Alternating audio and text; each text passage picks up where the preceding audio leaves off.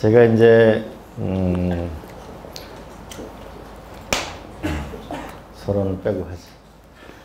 자, 우리가 이제 1950년 6.25 전쟁이 끝나고 난 이후에 우리가 산업화라는 시간을 거쳤어요. 그다음에 이제 민주화라는 시간을 거쳤습니다. 그다음에 뭔가 새로운 시대가 올 것 같은데 이게 뭘까?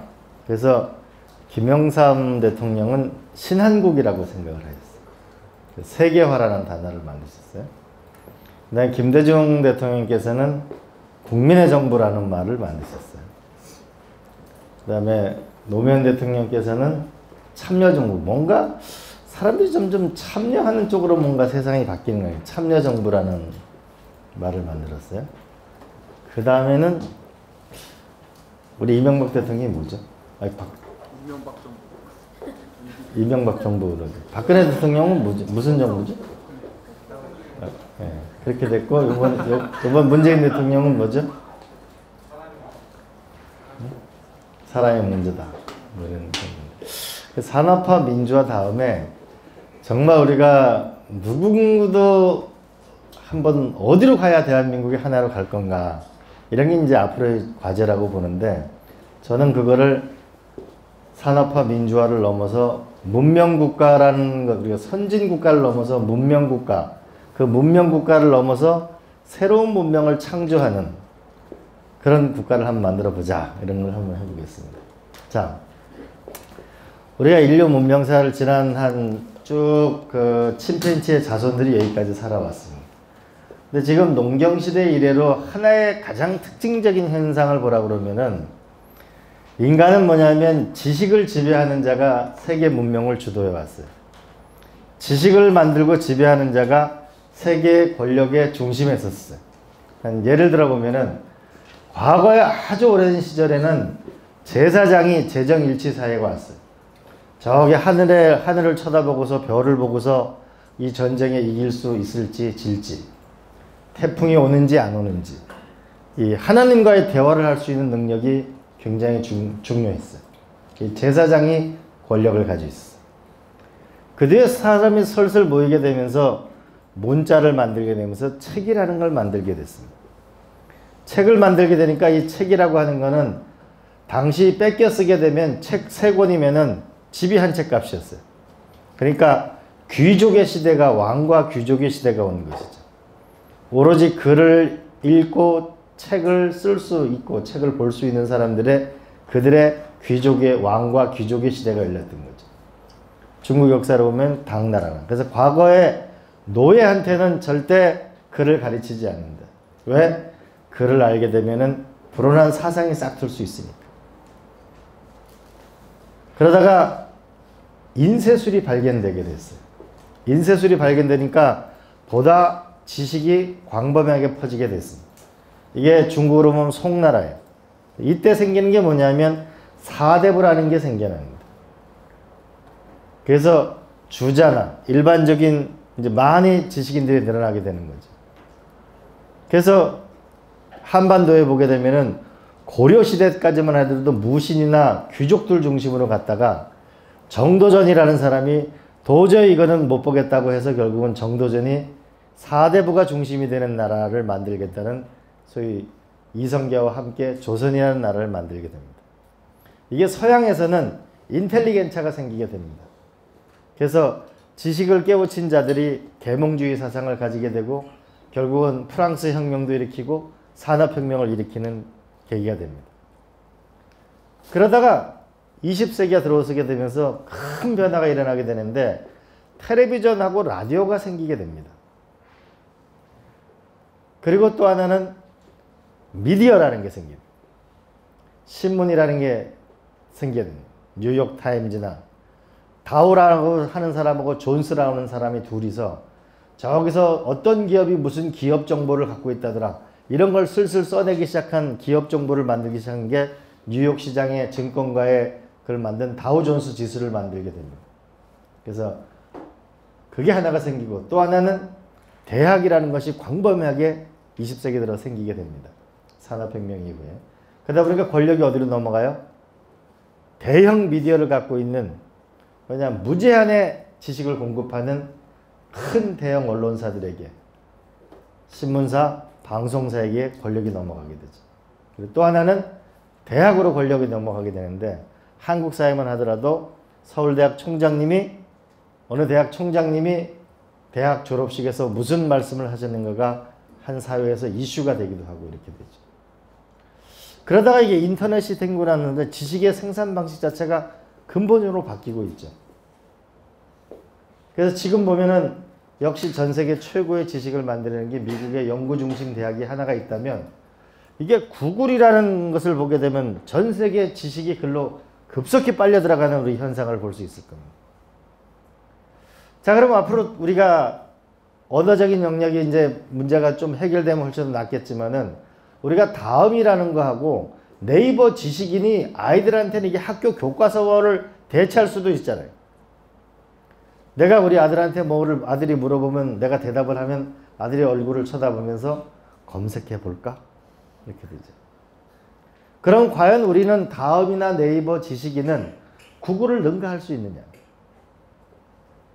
그 지식을 결국은 아이들에게 새롭게 제공할 수 없으면 어떤 문제가 생길까요? 그러니까 이번에 다보스 포럼에서 디지털 패권주의라고 하는 것이 생기게 되는 거죠. 다시 한번 정리하면, 며칠 전에 스타워즈의 마지막 시리즈가 나왔는데, 거기 나오면은 깡통 로봇이 하나가, 똑똑한 애가 하나 있죠. 그리고 한 몇십 년 전으로 보면은 우리가 매트릭스라는 영화를 보게 되면 거기서 보면 태권도를 가리키는데, 이 높은 칩을 가지면은 빠른 속도로 태권도를 연마하는 게 나오게 되죠.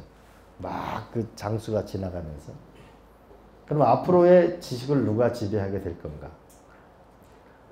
대한민국은 이 지식을 지배하는 머리가 좋은 민족인데, 이걸 어떤 걸 툴을 가져야만 우리가 문명사를 끌어갈 수 있을 건가? 이게 앞으로의 큰 숙제, 우리한테 놓인, 인류 앞에 놓인 숙제다.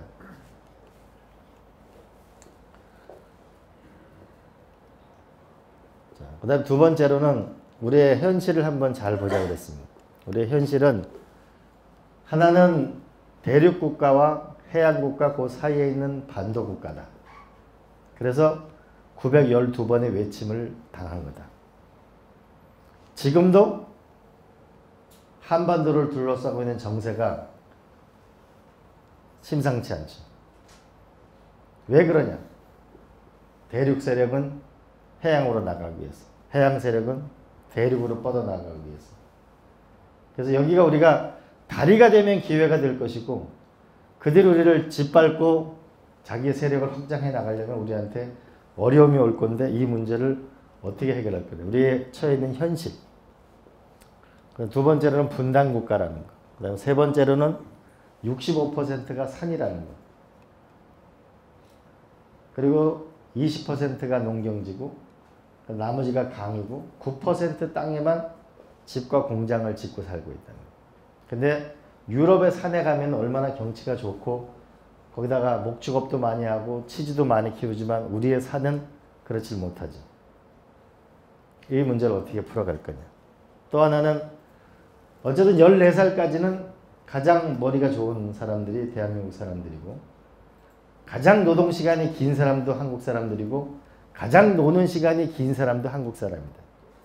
그래서 에너지가 많은 사람들, 국민들은 에너지가 높은데 지도자가 약한 나라가 이 대한민국의 현실이다. 우리가 처해 있는 현실. 이 문제를 앞으로 어떻게 넘어갈 거냐. 또 하나는 우리가 갖고 있는 특성 중에 보게 되면은 아마 전 세계에 거의 매일 밤에 이렇게 노래방에 가가지고 일 끝나고 가서 노는 민족이 거의 없을 거예요. 저 이태리 쪽이나 아마 스페인이나 이런 데 가야 많이 있을 거예요. 그래서 우리가 라틴적 요소를 가지고 있다. 또 하나는 게르만적 요소는 일본 같은 데가 정밀하고 이런 것을 많이 가지고 있다. 그러나 우리가 또 하나 특징을 갖고 있는 것은 우리 국민들은 융합 능력이 굉장히 뛰어나다. 하나를 보면 전 세계 기독교 인구가 25%고 불교 인구가 25%고 천주교 인구가 있고 유교 인구가 있고, 이 나라가 전쟁 없이 사는 나라는 전 세계 대한민국 유일한 나라예요. 그렇잖아요. 유럽은 신교, 구교가 전쟁을 하고, 일본이나 중국 같은 기독교가 거의 없죠. 이런 특징을 갖고 있는 우리의 현실입니다. 자, 그러면 이제 좀 더 줄여보면 맨 오른쪽 페이지로 갑니다. 자, 이 대륙국가와 해양국가 사이에 있는데 여기서 G1, G2, G3가 다 우리 주변에 있단 말이에요. 이게 시장으로 보면 기회이기도 하지만 우리한테 어려움이 있는데 여기서 살아남으려면 뭐를 해야 되겠냐? 첫 번째는 경제력을 키워야 한다. 국력은 경제력이고 경제력은 어디서 나온다고요? 기술력에서 나온다. 인간은 도구를 만들고 도구는 인간을 지배한다. 우리가 자동차를 봐도 그렇고 휴대폰을 봐도 그렇지. 근데 이 기술력은 어디서 나온다? 교육에서 나온다. 왜냐하면 인간은 교육을 통해서 부단히 새로운 진화를 거듭하게 되는데 산업혁명 이전까지는 기술자하고 지식인하고 구별이 없었습니다. 아크라이트는 방적기를 만든 사람은 이발사였고 그런데 산업혁명 이후가 되면서 과학과 기술이 결합되기 시작합니다. 그래서 이제는 교육이 점점 더 중요하게 된다.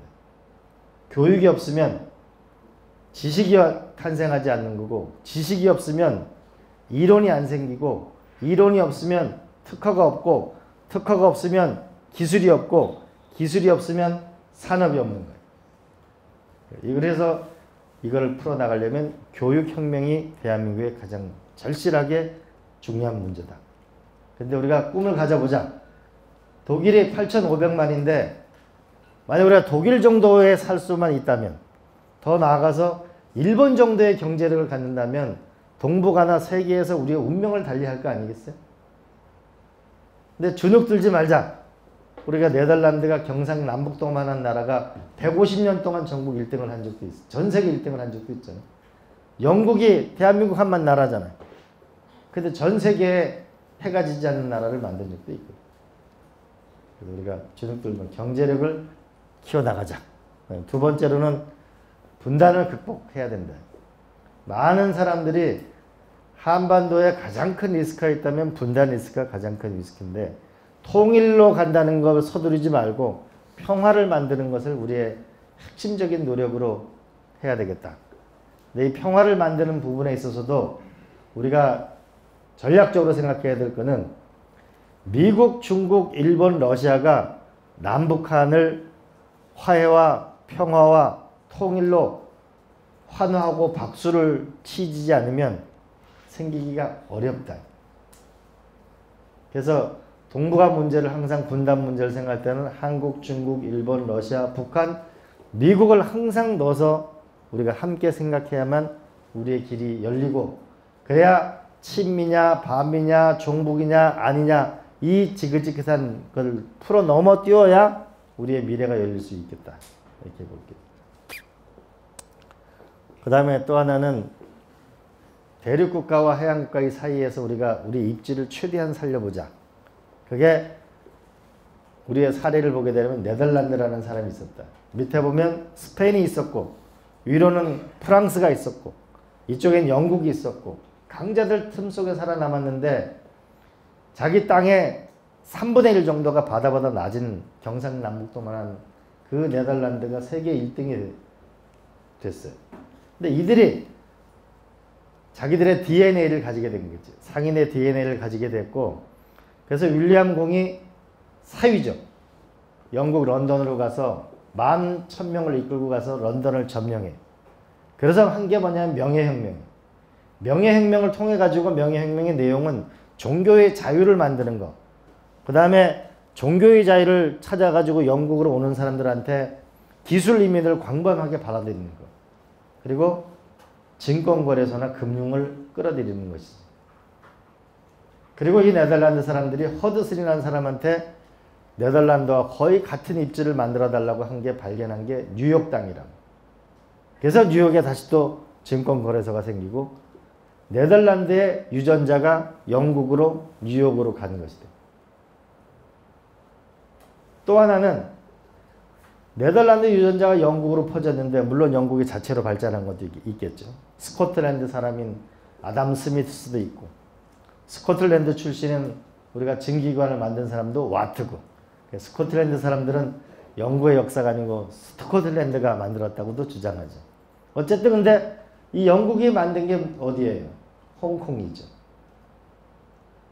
영국의 식민지를 살던 데가 어디예요? 싱가포르이죠. 특히 홍콩 같은 경우에는 영국의 시스템이 많이 적용된 거라고 보죠. 그럼 뭔가 비슷하지 않아요? 네덜란드, 뉴욕, 홍콩. 뭔가 비슷한 특징을 가지고 있죠. 그런데 한반도라는 게 만약에 싱가포르와 홍콩과 뉴욕을 넘어설 수 있는 삼면이 바다로 되어 있고 옆에 이쪽 저쪽은 전부 G1, G2, G3가 있는 곳이라면 뭔가 새로운 가능성이 있다고 봐야 되는 거예요. 또 하나는 그래서 그 기술은 30년 한 국가를 흥하게 만들고 제도는 100년을 국가를 흥하게 만든다. 증권거래소 하나로 네덜란드가 이랬었는 거죠. 그래서 우리한테 새로운 제도를 만드는 게 중요한데 그 제도는 하나는 규제 개혁일 수 있고 또 하나는 전 세계 만약에 포춘 500대 기업의 아시아 본부가 싱가포르, 일본, 홍콩이 아니고 한반도에 있다든지 전 세계 평화기구가 한반도에 있다든지 전 세계의 꿈을 가지고 있는 젊은이들이 한반도에 오게 되면 한반도가 전 세계의 중심이 되는 거죠. 그래서 그걸 만들려면 우리가 법률을 만들어야 되고 새로운 그들이 꿈을 가질 수 있는 법률 체계를 가져야 되는데 그게 헌법이라는 거예요. 생각해 보세요. 옛날에 우리가 브레이브 하트나 뭐 이런 영국 영화들 보게 되면 그 영주가 결혼을 하게 되면 뭐냐면 그 신부하고 먼저 자는 그런 법도 막 만들어 가지고 못 살게 굴잖아요. 그래서 결국은 이 신분제를 이게 문제가 많다. 여러분 많은 의료기준법의 혜택을 받고 있는데 이 아동노동에 관한 금지법이 영국에서 생겨나게 되는데 이 당시 탄광이라는 게 요즘처럼 무슨 포크레인이나 이런 게 없기 때문에 저기 굴로 들어가서 석탄을 캐야 되잖아요. 그러니까 나이든 어른 같은 경우는 이게 들어가기 어려우니까 15세 미만의 10살, 11살, 12살짜리 꼬마들을 그 탄광 막장으로 집어넣는 거예요. 그래서 이거를 국회의원이 발견하고 나서 이 너무 가혹하다. 아동노동이. 그렇게 해서 이거를 영국 왕실에 보고를 하니까 실태조사위원회가 만들어져가지고 막상 현장에 가보니까 10세 미만의 어린이들이 하루에 15시간씩 일을 하고 있는 거예요. 그래서 이래서는 안 되겠다고 만든 게 뭐냐면 10세 이하의 어린이는 하루에 10시간 이상 노동을 할 수 없다. 이거였어요. 당시 법이. 그때 수많은 사람들의 노력 속에 결국은 변화가 오게 된 거죠. 그러면서 의회를 만들고 노동자의 권리를 주장하게 됐는데 그러나 역시 유럽은 귀족 사회였던 거죠. 근데 미국 사람들이 일약 혁명적인 변화를 일으키죠. 뭐냐면 미국 헌법이 뭐예요? 대통령제라는 걸 만드는 거죠. 누구든 신분 고하를 떠나서 누구든 대통령이 될 수 있다는 게 지금으로 보면 우리가 너무나 당연한 얘기지만 그럼 우리가 1960년에 보면 마틴 루터 킹 목사가 그때 당시에 그 1960년이면 불과 60년밖에 안 된 거예요. 미국 내에서도 흑인들이 마음대로 버스도 못 타고 식당에도 못 들어간 게 불과 60년 전의 일이에요. 근데 오바마 대통령이 탄생하잖아요. 근데 그 탄생은 뭐예요? 링컨 대통령이 연설을 하잖아요. 내가 이 남북전쟁을 하는 거는 그가 태어난 배경이 어니하든 그가 어떤 색깔의 피부를 가졌든 그의 노력과 성취와 그것을 가지고 미 아메리카 합중국의 대통령이 될 수 있는 나라를 만들겠다는 그 링컨 대통령이 남북전쟁을 만들었던 그게 오바마 대통령까지 오는데 긴 시간이 걸리는 거죠. 인간의 역사는 그만한 지난함과 노력 속에 탄생하는 거죠. 그러나 한번 생각해 보세요. 종교전쟁을 피해서 프랑스에서 도망간 미군노의 자식들 중에 5명이 미국 대통령이 됐어요. 그러니까 우리가 미국 영화를 보게 되면 갱스 오브 뉴욕이나 많은 영화를 보면은 자유의 신상에 나오고 수많은 사람들이 이민자의 행렬이 나타나죠. 그리고 존 웨인의 서부 영화를 보게 되면 말을 타고 가다가 막 말로 말뚝 뽑는 것도 나오죠. 런어웨이라는 영화죠. 이게 뭐냐면 여기서 5년을 살면 땅을 20만 평을 공짜로 준다고 발표를 하고 그러니까 몰려가는 거죠. 3천만 명의 대량 이민이. 그래서 못 살고 힘들고 어려운 사람들, 새로운 종교를 찾으려고 하는 사람들, 그 다음에 기회를 가지려고 하는 사람들, 1850년대 아일랜드 감자 대기근을 못 이기고 100만 명이 굶어 죽을 때 새로운 가능성을 주는 사람들이 미국을 향해 떠난 거지. 근데 그들한테 뭐냐면 내 자식도 미국의 대통령이 될 수 있다는 그런 위대한 헌법이 탄생한 거죠. 그리고 16명이 모여서 헌법을 논의할 때 우리는 지금으로부터는 감히 상상할 수 없는 한 조항이 탄생하는데 특허권과 지적재산권을 확실하게 보호하는 그게 헌법의 내용에 들어가 있죠.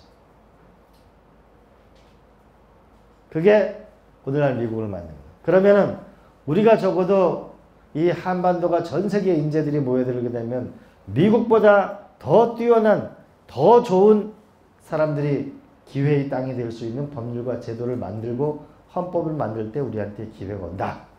볼 수 있겠고요. 그 다음에 또 하나는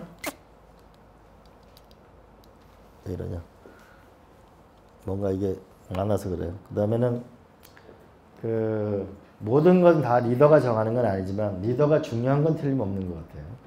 그랬을 때 미국은 대통령이 당선되고 나면 걔는 대학교까지 교육 시스템이 잘 돼 있는 거죠. 대학을 마치면 싱크탱크도 가고 그 다음에 국회의원 보좌관으로 가죠. 보좌관으로 갔다가 로펌으로 가게 되면 훨씬 더 월급을 많이 받습니다. 왜냐하면 미국은 의회가 중요하니까. 그래서 국회의원 생활을 시작을 하죠. 그래서 미국 대통령이 약 임명하는 게 6만 명 정도를 임명합니다. 엽관제로. 중국 같은 경우에는 약 8,500만의 공산당원이 있으면은 이 사람들이 약 4만 5천 명에서 시작을 해가지고 이게 점차 줄어서 7명에서 1명이 되는 체제를 가지고 있죠. 사람을 길러내는 거죠. 예측 가능하게. 대한민국은 이 미국보다 중국보다 더 뛰어난 인재 양성 시스템을 갖느냐 못 갖느냐가 굉장히 중요한 문제가 앞으로 우리한테 과제가 있다. 이렇게 보면 되겠습니다.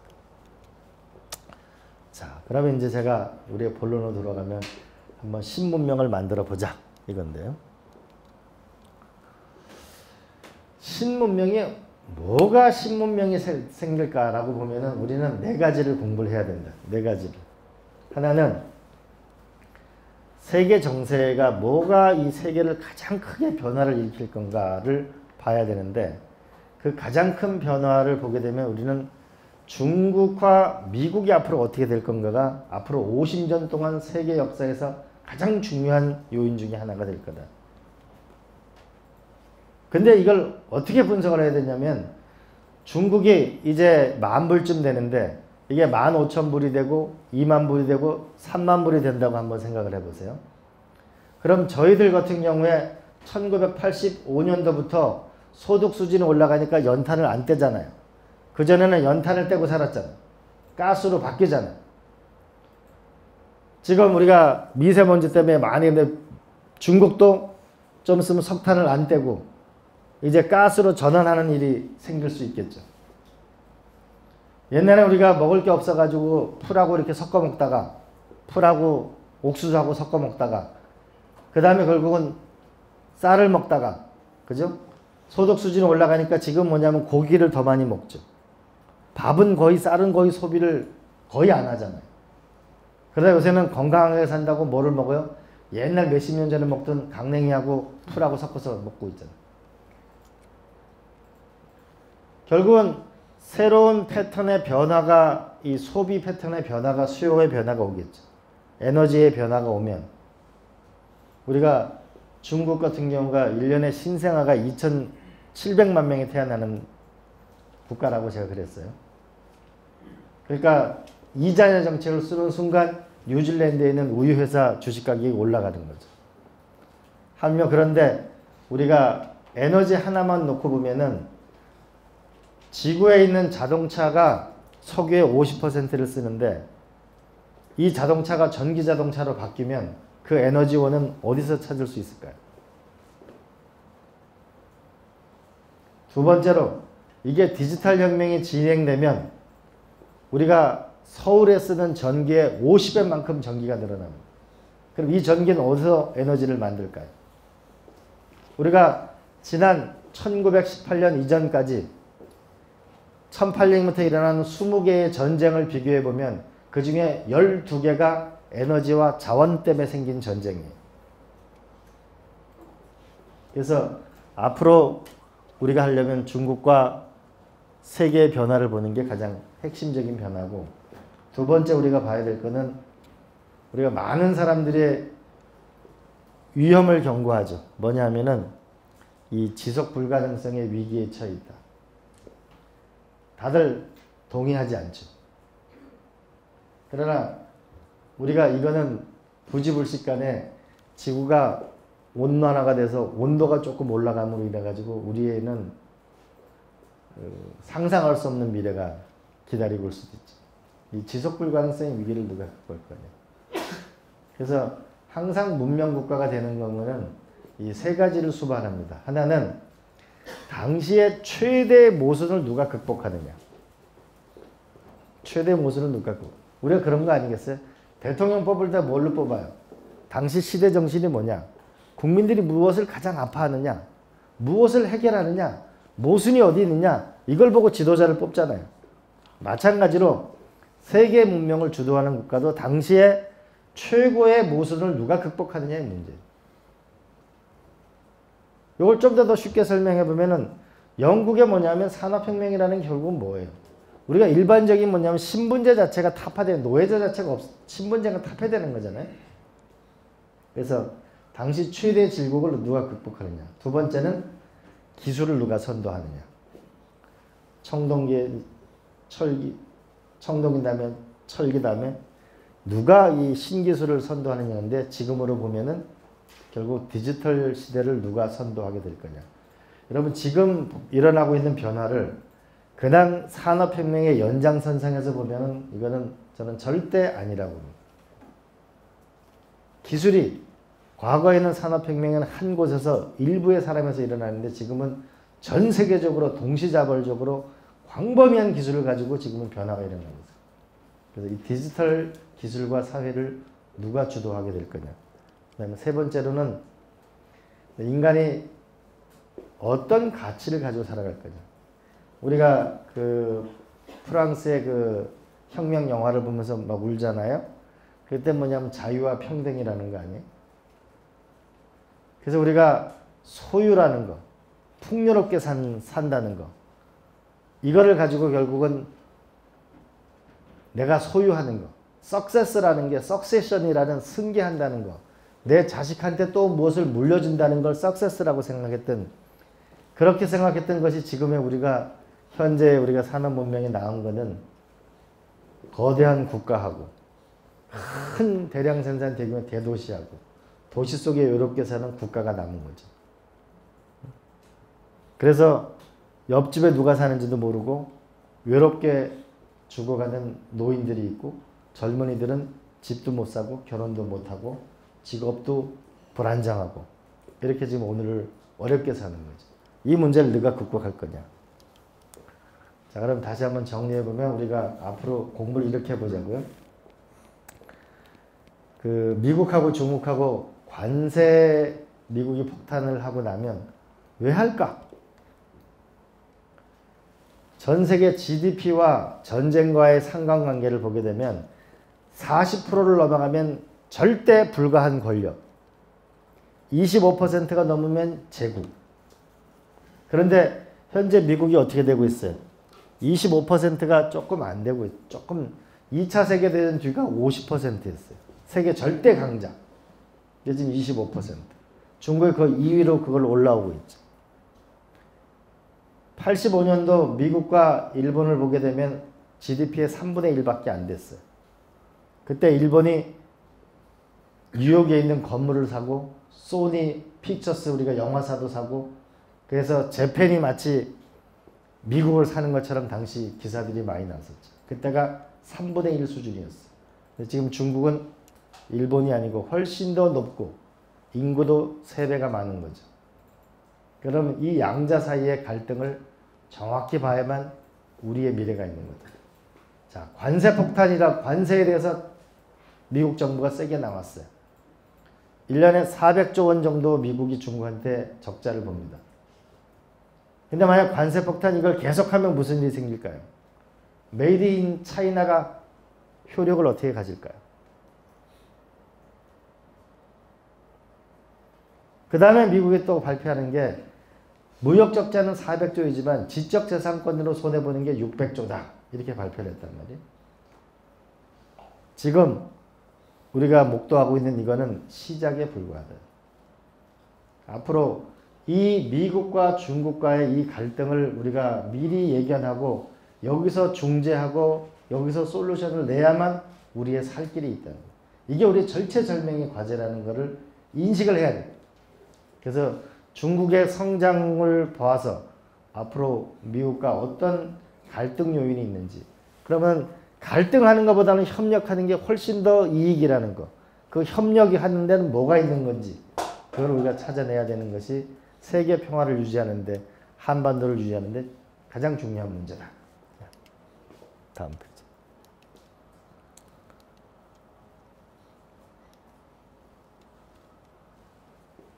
두 번째는 우리가 남북 분단의 동북아 문제를 풀어야 되는 거죠.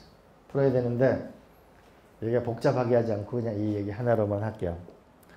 1936년도 베를린 올림픽에 세계 최초로 TV로 방영한 올림픽에 히틀러가 나와서 연설하는 베를린 올림픽에 이때 손정희 선수가 가서 금메달을 따는데 이때 이 기차 티켓을 잘 보면 도쿄에서 어디로 됐어? 베를린까지 가는 걸로 돼 있는데 부산으로 와가지고 하얼빈으로 가가지고서 베를린으로 가는 걸로 돼 있죠. 이게 1936년이면 80년 전입니다. 80년 전에 한국의 선수가 일본에서 도쿄에서 기차를 타고 베를린까지 갔는데 80년이 지난 지금 우리는 못 가고 있어. 이 못 가고 있다는 게 단순하게 통행의 자유를 의미하는 게 아니고 우리가 그만큼 뻗어나갈 수 있는 이 세계가 작다는 걸 의미하는 거예요. 우리가 훨씬 더 꿈을 넓게, 훨씬 더 미래로 나갈 수 있는 우리를 가로막고 있는 이걸 우리가 해결을 해 나가야 합니다. 그러기 위해서는 이 동북아에서의 평화를 만드는 것, 여기서 협력을 만드는 것, 그래서 남북의 분단을 극복하는 것이, 통일은 나중이라도 평화를 만드는 것이 가장 중요한 문제다. 그러면 이제 우리가 해 나가야 될 과제를 이제 하나 찾아보면 많은 분들이 이렇게 얘기합니다. 오늘날 젊은이들이 어려워요. 직장도 어려워요. 그리고 노인들은 자식들 공부 가르치고 시집장가 보내고 나중에는 노인 파산이라는 게 지금 일본에서 큰 문제가 되고 있어요. 우리가 지금 심각하게 봐야 될 거는 산업 문명이 만든 거는 이 대량 생산을 하니까 대도시가 생기는 거예요. 그리고 대도시 속에는 무슨 문제가 있느냐? 가장 큰 문제는 고비용의 문제가 생기는 겁니다. 도저히 젊은이로 봐서는 이 집값 문제를 감당할 수가 없어요. 그리고 출퇴근을 해야 되죠. 출퇴근을 해야 되는데 여기에 보통 2시간이나 3시간을 허비합니다.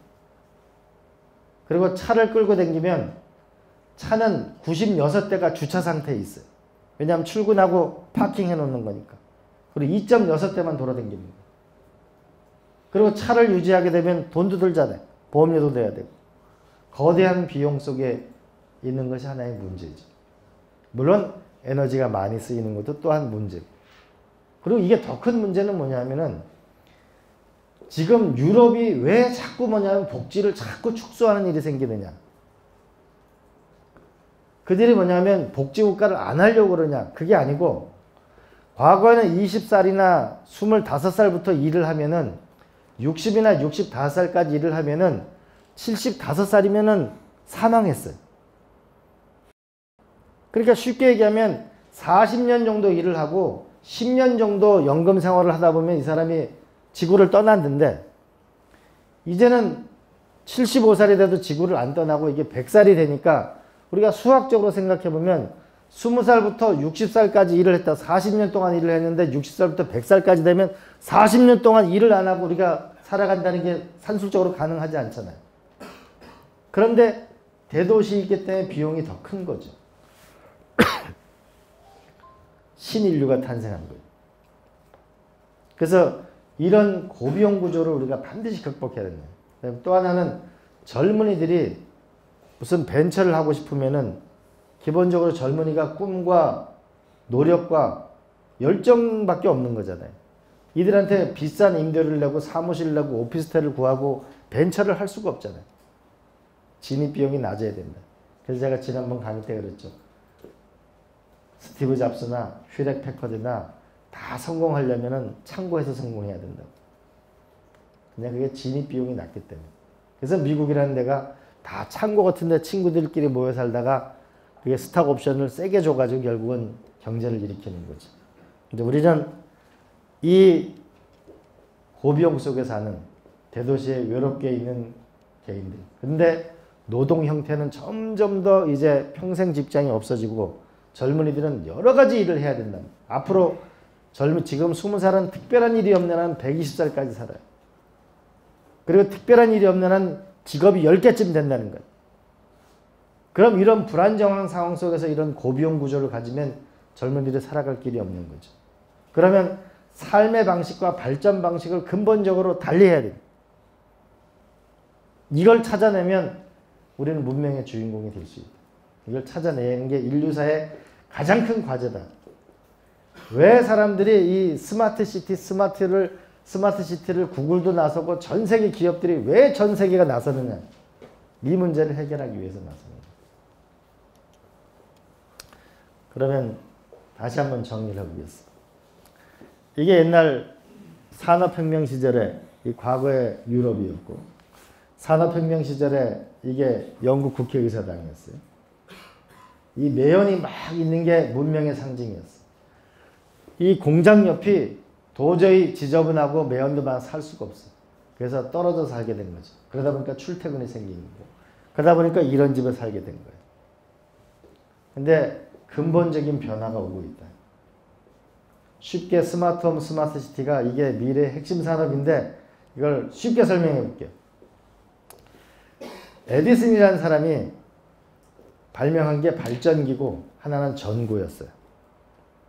생각해보세요. 제가 중학교 1학년 때 내가 평창 살다가 중학교 1학년 때 저 원주 근처로 원성군이라는 데로 이사를 갔는데 그날이 뭐냐면 설날 기념으로 우리 동네 전기불 들어오는 날이었어요.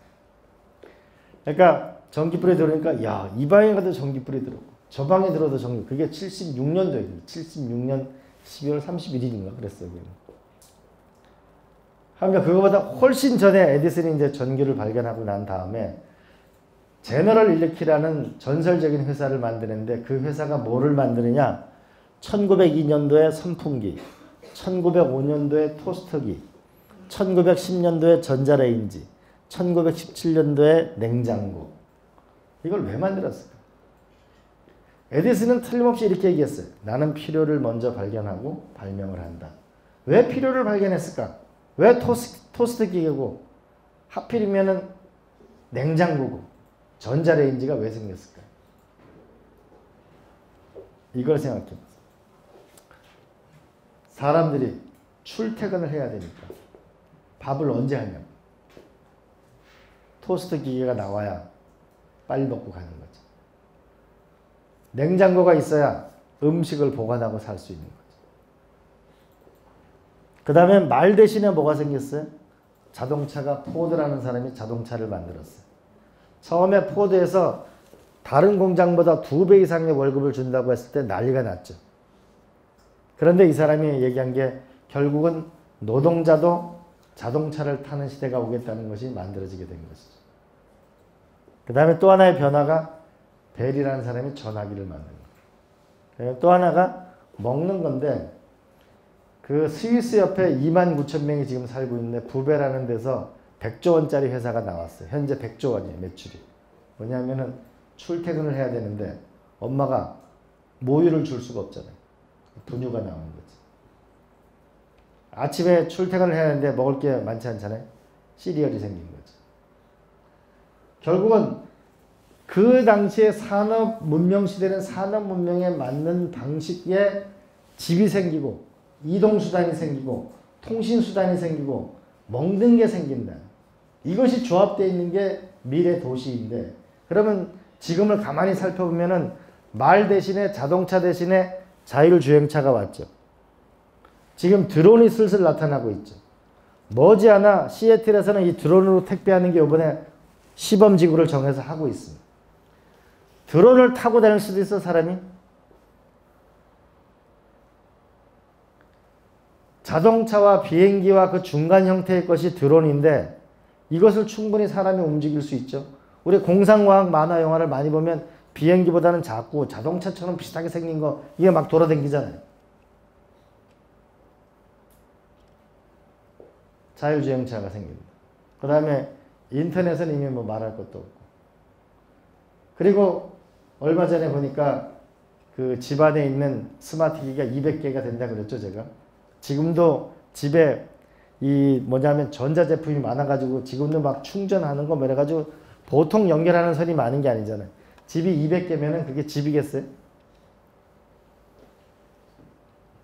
근데 좀 있으면은 여기 벽면에 조금만 붙이면 이게 다 컴퓨터로 바뀌고 이렇게 되게 돼 있어요. 우리가 그 여러분 집안에 가서 한번 검색해 보세요. 그 빌 게이츠의 집이 그 축구장 1개 반만 한데 거기 가면은 집을 어떻게 설계해놨어요. 집에 디디면은 자기 몸무게도 다 체크하고 심장 박동수도 체크하고 모두 일도 하고 건강을 다 체크하게 돼 있죠. 앞으로 집은 변화되게 돼요. 토탈 리콜에 나오는 집이 아니고 집이 변화되게. 그러면 이게 새로운 스마트홈과 스마트시티가 미래 산업의 핵심적인 산업이 된다. 그리고 한국은 잘하게 된다 이거를. 왜냐하면 가장 많이 도시를 만들어 봤고 그리고 IT 산업이 발달돼 있고 그리고 가전제품이 발달돼 있기 때문에 이걸 우리가 잘할 수 있다. 여기서 우리가 미래 산업을 찾아보자. 우리가 넘어가겠어요. 자, 이거 넘어가겠어요. 이제. 시간이 많이 됐으니까. 자, 그러면 이제 정리를 해보면 첫 번째로는 우리가 한번 미중 간의 변화를 잘 살펴봐서 우리가 새로운 갈등을 줄이는 걸 만들어내자. 그다음에 새로운 도시를 만들어보자. 그 다음에 동북아가 희망이 있는 분단을 넘어서는 걸 만들어보자. 그래서 경제력에서 뭔가 우리가 저거 독일 정도의 것을 만들어서 한번 살아보자. 이제 이렇게 된다면 이게 이제 문명국가죠. 그러면 이걸 위해서 그러면 대한민국은 무엇을 할 건가? 뭘 할까? 뭘 하면 될까?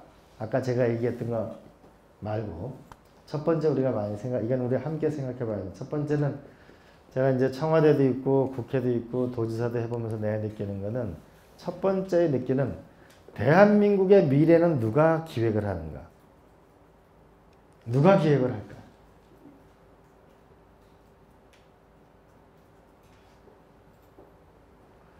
저는 많은 대통령 선거나 이걸 보면서 대한민국 도대체 누가 그랜드 디자인을 하는 거죠?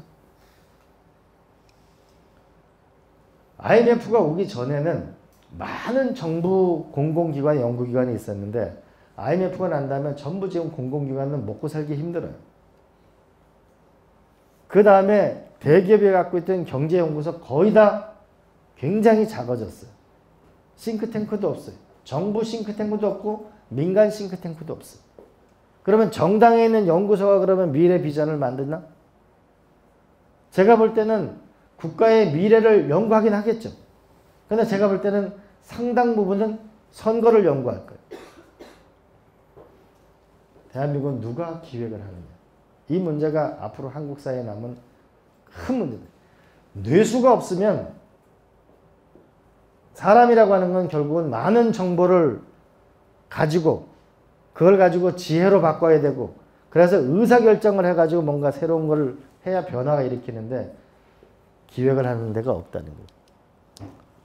이렇게 얘기하면은 논쟁이 있는 것 같아요. 야, 국가라는 게 그게 기획이 가능한 건가? 불가능한 거 아닌가? 그 옛날 얘기 아닌가? 이렇게 얘기하죠. 근데 우리 회사만 조그만 회사를 해도 목표를 안 정해. 목표를 정하고 올해 매출은 뭐고 신상품은 뭐고 언제 마케팅을 하고 영업은 어떻게 하고 이 조그만 회사들도 다 그렇게 하는데 한 국가가 이 조직이 어디로 나갈 건지 1년에 대한민국이 450조를 쓰면서 이 나라가 어디로 갈 건지 기획을 안 한다는 건 있을 수가 없는 거죠. 근데 이게 5년짜리 기획만 해가지고 나라가 될까요? 우리가 일반적으로 보면 대한민국에서 웬만큼의 사이즈의 공장 하나 지려면 4년, 5년 걸려요. 하물며 국가라는 걸 설계하는데 5년짜리를 설계할 수가 없잖아요. 적어도 20년, 30년은 가지고 설계를 해야 되는 거죠. 누가 기획을 하는가. 그래서 저는 볼 때 하나는 이 국가를 기획하는 기획위원회라는 게 있어야 된다. 하나는. 두 번째로는 싱크탱크가 활성화돼야만 이런 여시제 같은 거가 활성화돼야 되고 많은 사람들이 함께 지성을 만들어야만 미래가 열릴 수가 있다. 이거는 작은 단위도 마찬가지예요. 부산시로 보면 부산시의 미래 기획은 누가 만들어요? 큰 목표를 정하고 그걸 해나가는 게 중요하다. 그다음 두 번째로는 우리들이 인재를 키우는 근본적인 발상을 바꿔야 된다. 제가 이제 이렇게 있다 보니까 두 가지를 하나 느끼는데 첫 번째로는 사실 엘리트라고 보면은 하나가 우리가 관료 엘리트가 있잖아요. 그 다음에 기업의 엘리트가 많다고요. 그 다음에 연구기관이나 대학교의 엘리트가 많이 있어요. 근데 회의를 해보면 서로 이렇게 얘기해요. 민간에 있는 사람들은 관료를 보고 뭐라 그러냐면은 저분들은 너무 영혼이 없지 이렇게 얘기해요. 그 다음에 나머지 분들이 학교에 있는 교수분들 보고 교수님들은 현실을 너무 모르지 그렇게 얘기하고 기업에 있는 분들한테는 저분들은 뭐 공적 마인드가 정책 마인드가 없어서 안 돼. 그러고는 어떻게 합니까? 서로 미국에서는 키신저라는 사람이 교수를 하다가 그 다음에 백악관에 갔다가 다시 교수로 돌아가면은 연봉을 어마어마하게 많이 받잖아요. 근데 우리는 학교에 있다가 관료로 돌아왔다가 다시 학교로 가면 폴리페서라고 못 돌아가게 하죠. 그리고 또한 민간에 있는 사람들이 공직사회, 관료사회 개방직 공무원을 뽑는다고 해서 가보면은 진짜 개방이 되어 있는 건지 뒷문이 개방되어 있는 건지 이게 잘 알 수가 없단 말이에요. 그리고 거기서 성공하는 케이스를 보기가 어려워요. 그리고 많은 사람들이 우리가 관료나 기업에서 경험을 하다가 대학교 가서 가르칠 수 있으면 풍부한 걸 또 가르칠 수 있잖아요. 현실적인 거를. 그런데 이게 박사학위가 있어야 가르칠 수가 있어요. 서로에게 가장 중요한 3대 엘리트 집단이 서로 협력을 하지 않고 서로의 장벽을 치고 있는 게 이게 대한민국의 큰 문제다. 이거를 어떻게 극복할 건가 하나의 문제고. 두 번째로는 제가 이 회의를 해보면서 느낀 건데 대한민국의 외교 정책을 쓰는데 국방부의 무기 체계를 모르고 외교 정책을 잘 쓸 수 있을까요? 내가 우리나라 국방부 공무원인데 우리가 남북 문제를 생각하지 않고 북한을 생각하지 않고 외교 정책이나 이런 걸 잘 쓸 수 있어요? 그런데 우리는 제가 보니까 외교부는 외교부, 국방부는 국방부 서로 나눠 있는 거죠. 서로 긴 장벽을 가지고.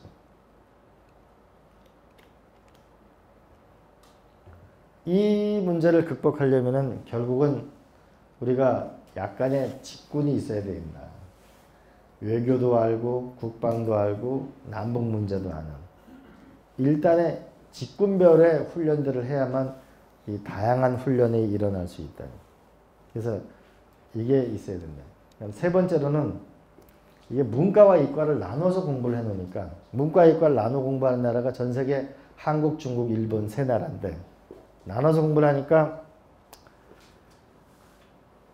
이 일반적인 기술의 진화를 모르고 사회 진화를 알기가 어려워요. 그리고 인문학적 소양이 없이 기술만을 알아가지고는 그 뼈대에 불과해요.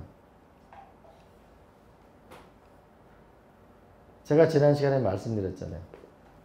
뉴턴이라는 사람이 24살에 만유인력의 법칙을 발견하고 난 다음에 그 다음에 무슨 생활을 하냐면 만유인력을 만든 뉴턴이 국회의원도 했어요. 모르시는 분 많죠? 그 다음에 조폐청장도 했어요. 그 다음에 주식 투자하다가 많이 또 돈을 잃기도 했어요. 연금술사도 했어요. 여러분 뉴턴이라는 사람한테 감사해야 될 게 하나가 있는데 동전으로 보면 동전의 테두리예요. 이거를 당시 왜 뉴턴 같은 사람이 됐냐면 화폐 수량세라고 해가지고 화폐를 도대체 어느 정도 풀어야 그 사회가 안정화되고 이 화폐에는 가치가 있는 거라는 게 당시 이게 그래서 이제 뉴턴이 조폐청장이 되는데 이 사람이 보니까 당시 금화, 은화 이런 게 있잖아요. 그러니까 사람들이 금을 자꾸 뜯어가지고서 조금씩 해가지고 가짜 금의 양을 자꾸 줄이고 이런 가짜 돈을 만드니까 그걸 못 만들게 테두리를 만든 사람이 뉴턴이에요. 뉴턴도 국회의원을 했어요. 우리가 독일에 뭐냐면 괴테라는 사람이 젊은 베르테르의 슬픔을 쓰고 이력 스타로 유럽의 스타로 떠올랐는데 그리고 나서 공화국에 10년 동안 내무부 장관 생활을 했어요. 정치인 생활을. 그리고 나서 자기 생일날 집으로 안 가고 가서 이탈리아로 갔은 게 이탈리아 여행기예요. 단테라는 사람이 피렌체에 5명 중에 가장 유명한 정치가 중에 한 사람이었어요. 근데 단테가 결국은 정치투쟁에서 실패했죠.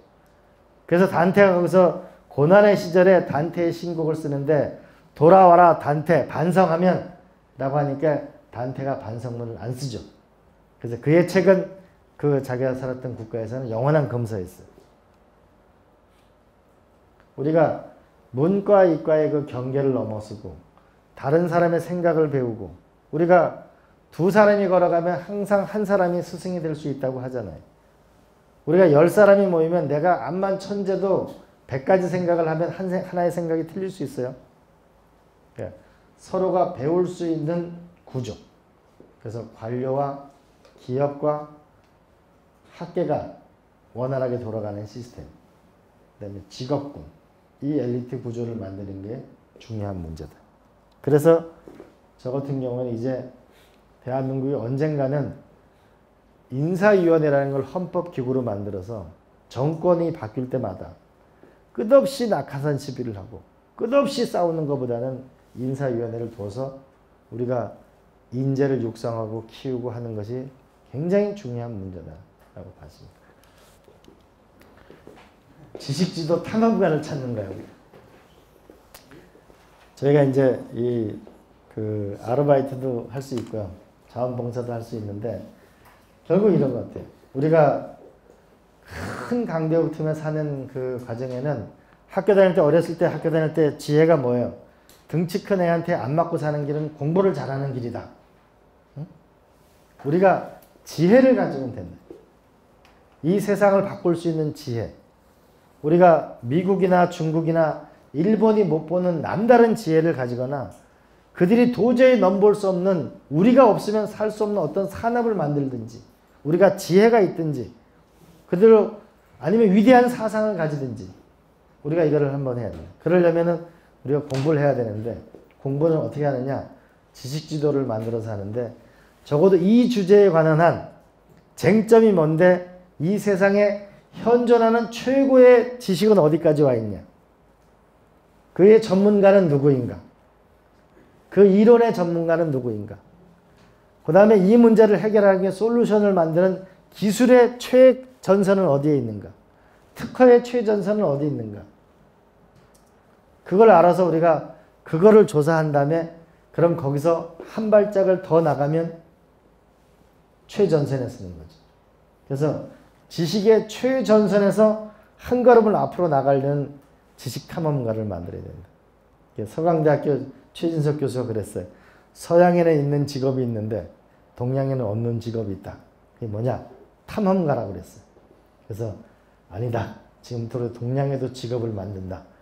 지식탐험가를 만들자. 제가 그 강의를 듣고 생각한 거예요. 그래서 지식탐험대원으로 여러분 지원을 하세요. 그래가지고 이때 박수 쳐야 돼요, 여러분. 그래서 우리가 조금 시간 내서 우리가 조그만 노력들이 모이면요. 이 세상을 바꾸는 힘이 되거든요. 그래서 끝을 내겠어요. 일본에 한 다다미 집이 있었대요. 그 이제 시간이 지나가서 이걸 부셔야 되는데, 그래서 부시려고 딱 보니까 웬 도마뱀 하나가 이렇게 못에 꽂혀가지고 있는 거예요. 주인이 생각했을 때는 아 이게 벌써 이 도마뱀이 됐는데 왜 안 죽고 있을까? 그래서 나중에 관찰을 해보니까 다른 도마뱀이 하나가 먹이를 물고 와서 먹여주더라는 거지. 그래서 살고 있다.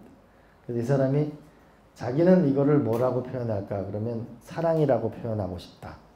라고 했어요. 이거는 내가 사랑하는 아름다운 문장인가? 그 책에 나오는 얘기예요. 그래서 우리가 아마 살아가는 이 이웃과 내 친구에 대한 사랑을 가지고 우리 사회를 좀 바꾸는데 우리가 서로 힘을 보탰으면 좋겠고요. 그리고 우리가 적어도 이 자리에 이 동시대에 사는 사람들은 이런 생각을 하나 해봤으면 좋겠어요. 이게 우리가 은하계에 사는데 이 은하계에는 태양만한 크기의 별이 1천억 개가 있어요. 근데 이 우주에는 이 은하계만한 게 1천억 개가 있어요. 그러면 거대한 우주에 지구라는 이 조그만 별에 인간으로 태어나서 한국 사람으로 태어나서 이 여시제에 모일 수 있는 확률은 대한민국 전체 바닷가에서 모래알 하나 주는 확률보다도 적어요. 그러니까 무슨 사명이 있거나 인연이 있을 거예요. 혹시 이 중에 결혼하는 인연이 생길지도 몰라요. 노력해 보세요. 근데 우리가 뭔가 이런 인연을 가지고 우리가 살고 있는 이 세상 한 번 살다 가는 거잖아요. 인생이라는 게 태어나서 죽음으로 가는 긴 여행이 인간의 인생인데 우리가 인생의 종착점에 쓰는 게 뭐예요? 묘비명이잖아요. 그때 묘비명에 현고 학생 부금만 쓰지 말고 어느 사람처럼 묘비명에 모아놓은 거 보니까 내 언젠가 이런 날이 올 줄 알았다. 이렇게 하지 말고 뭔가 우리가 내가 살아가는 동안에 나와 인연을 맺었던 사람들, 그 다음에 우리 대한민국, 그 다음에 이 인류를 위해서 뭔가 우리가 한 족적을 남기는 사람이 됐으면 좋겠고, 정리해서 말하면 위대한 인간은 죽지 않아요. 말씀으로 남고 업적으로 남습니다. 여러분의 가슴 속에, 인생 속에 좋은 기록들로 그리고 일로 모여주시기 바랍니다. 고맙습니다.